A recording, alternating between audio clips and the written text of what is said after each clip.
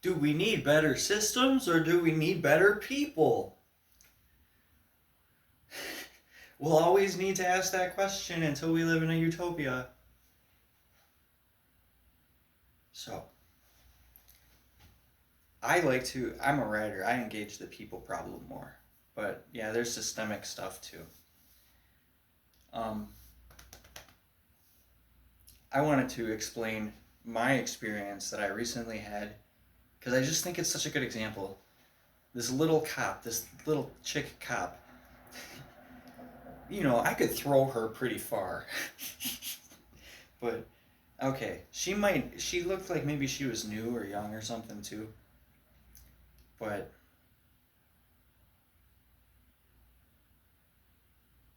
do we need better systems or do we need better people? Okay? I'll try to tell you about this jaywalking story.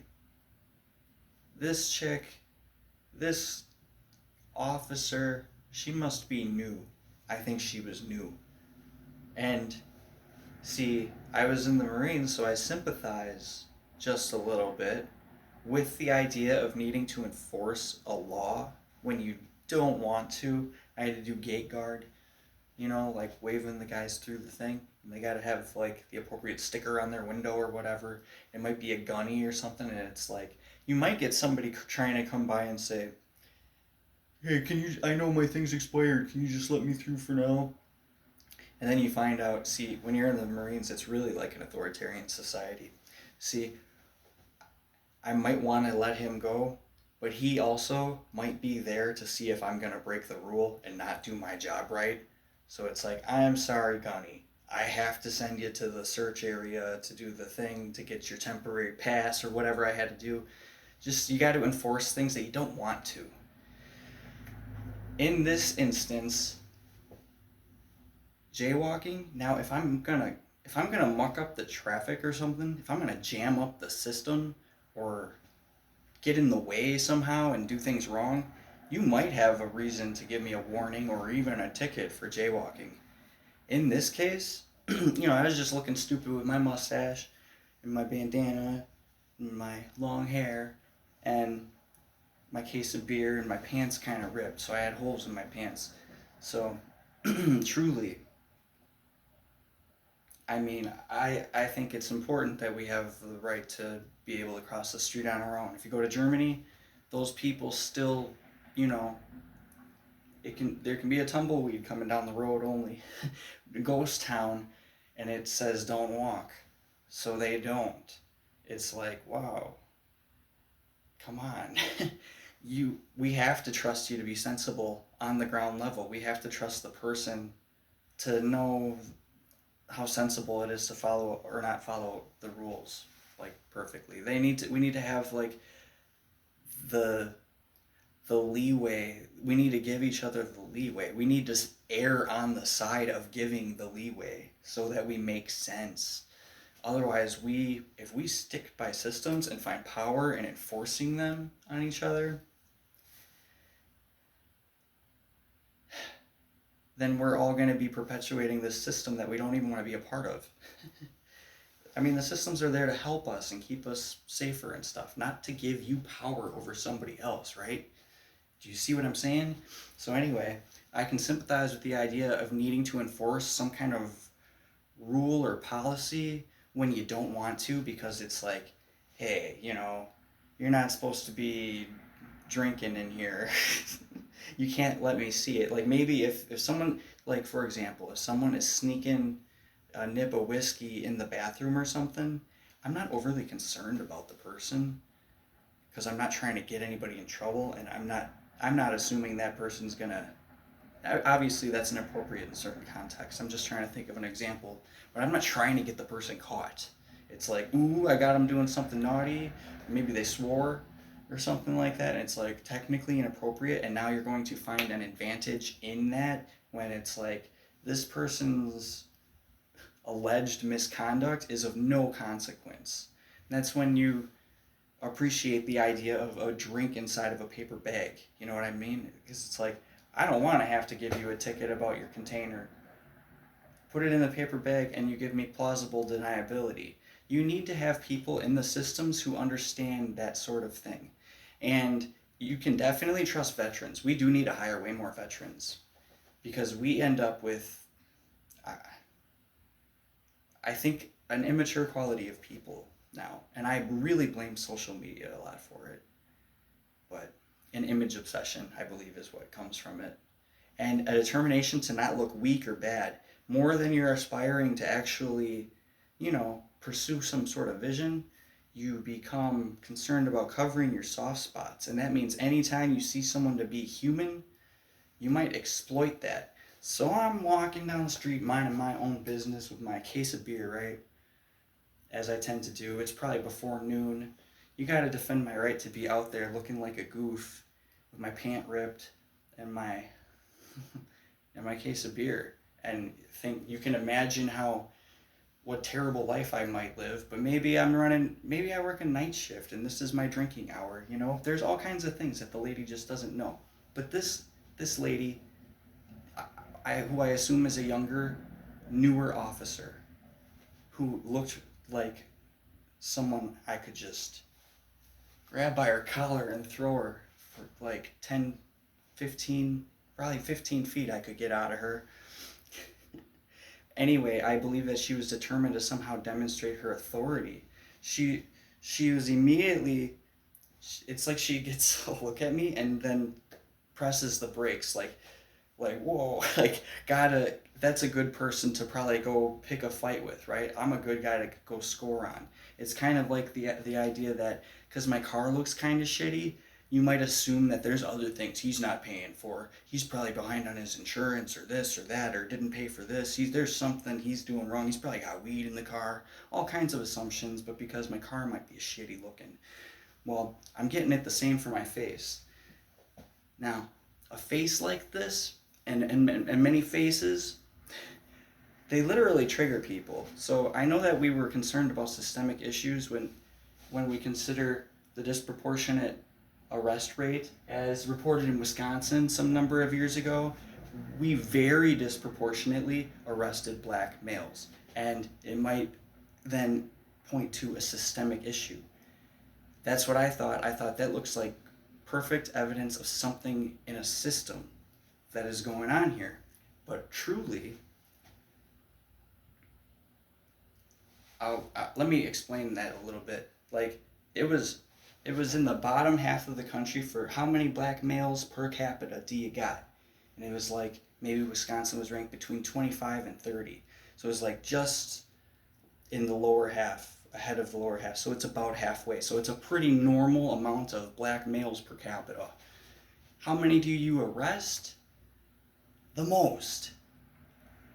This was the case as reported by the National Public Radio, or maybe it was Wisconsin Public Radio, WPR.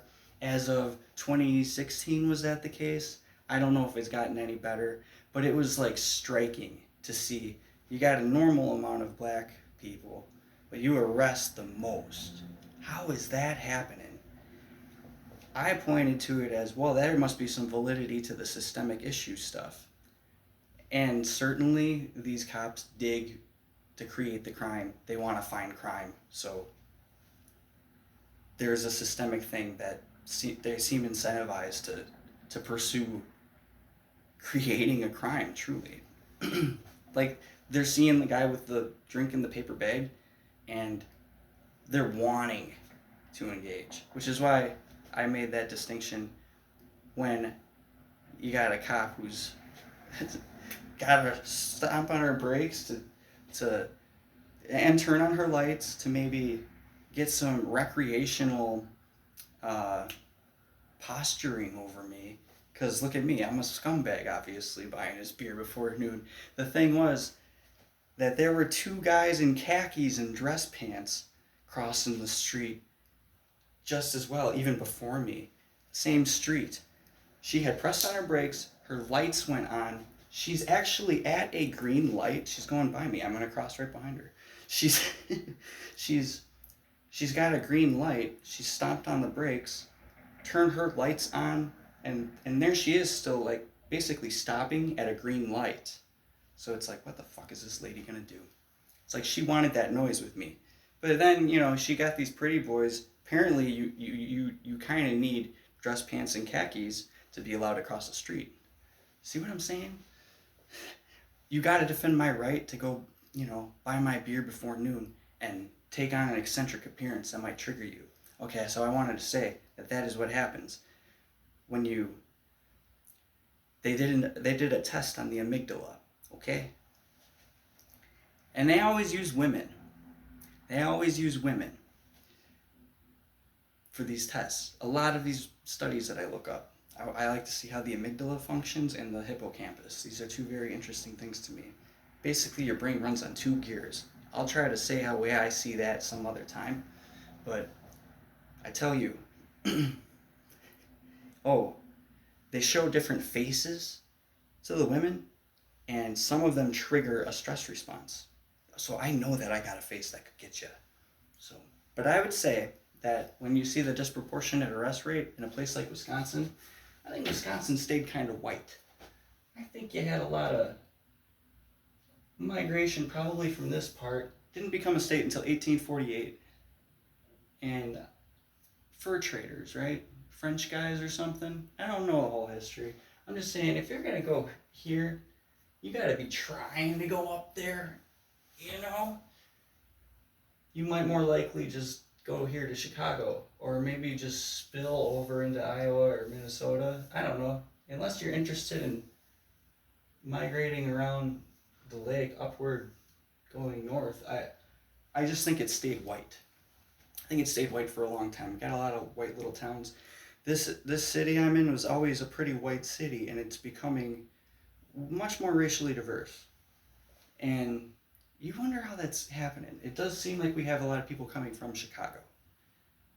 Anyhow, the point I'm putting together here is I believe that the officers just get triggered by black people. I believe that's what it is. I think people are used to what they're used to. Like, I grew up in a school, when I was a boy, I was in Milwaukee school up into second grade, and then we moved to this little white town. And it wasn't until third grade that I heard some kid refer to this Mexican girl as being black, and I'm like, she's not black. And he's like, he thought she was. Like, you realize a lot of them in that town had all the way through much of their childhood not even seen a black person. So I think that's really the issue more, and that it can happen the other way around. I could trigger some black guys, and black guys might trigger me because it's what I'm used to. I'm trying to give myself some credit and saying, I didn't know until third grade, like a whole year in this little town, I was like, there's not any black people. I didn't notice. I did not notice that for that long of a time, because I don't know, as a kid, you're really not thinking about it.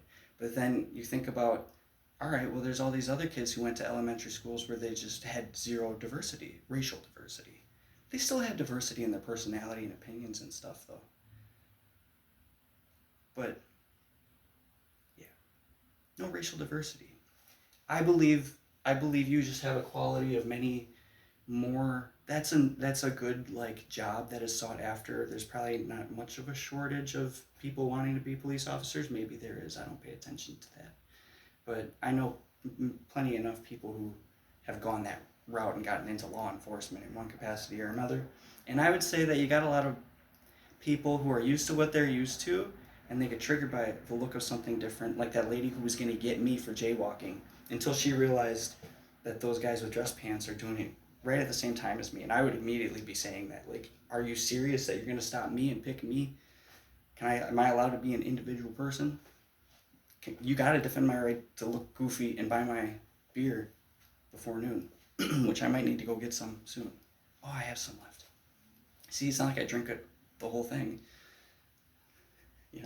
Whatever you want to imagine. The funny thing, so this lady actually did carry on, and just a few minutes later, I make it into my abode, my domicile, my living quarters, my apartment, and I get a lot of action right outside this window. she's pulling over somebody. That's how I knew she was such a little chick. It's like, man, I could whoop her ass. But I believe that when I sympathize with the idea she might be enforcing something she doesn't need to enforce, it's like, that's one thing where it's like, that's when you say, you're drinking that right in front of me, not even a paper bag, now I have to give you a ticket. That's the attitude that you want people to have when they're enforcing laws. If I muck up the traffic, maybe you get me for jaywalking. But to see my face and get triggered by it, which is just what I'm sure happened, and I could keep a lower profile. Maybe I'll want to cut this down because I don't want to stand out too much, I'm seriously in this area that I am, But the attitude should be, don't make me enforce. Don't make me give you a ticket. Don't put me in that position, please. That's the healthy person to be administrating your system. You need them to be giving the benefit of the doubt. If it's like, this is going to be a crime if I make it into one, or I can let it pass seeing that there's nothing of consequence here, you should go with the latter. You should err on that second side, so that we're not living in a world where we're finding power and imposing rules on each other and establishing our dominance over each other in that way. So I think it's pretty important. I got a mustache thing going on here. I got a little in my mouth. So I don't know. It's important enough that I feel the need to share it. That's the jaywalking story. It was pretty much a non-story, but it was kind of like the fuck is this? Why, what's your interest in stopping to check me out right here? You know what I'm saying? It was like, you can't control yourself. So that's, I don't know. Having been in the Marines, I've seen that side of it, but you get this familiarity with having, some people haven't had power before and they can't necessarily be trusted with it. Go to a food pantry and see how rude some of those people are because you're a scummy poor person who needs food. It's just take a look how the attitude you might get. The power that people derive.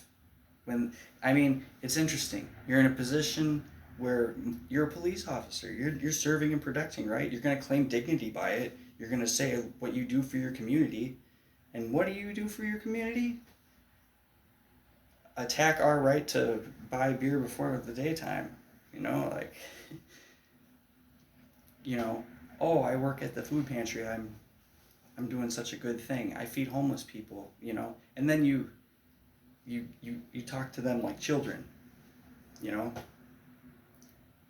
I've seen it. So I consider it a problem. I think it can have terrible, lasting consequences.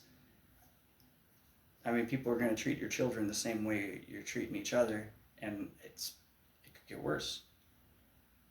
So, don't use your First Amendment to attack the First Amendment of others. Say no to naysay. If you are not contributing any point, but one that diminishes another person's right to speech, you're not offering a point. We could do without you. So the attitude should be, I don't want to have to enforce this on you, instead of, I'm looking to somehow come up with a rule that you are breaking. Then I can tell you what to do, and then tell you, calm down. People want to get in each other's shit. They want to have the justification to do it. And it's a bad example to be setting. I don't have a way of saying bye, but, bye.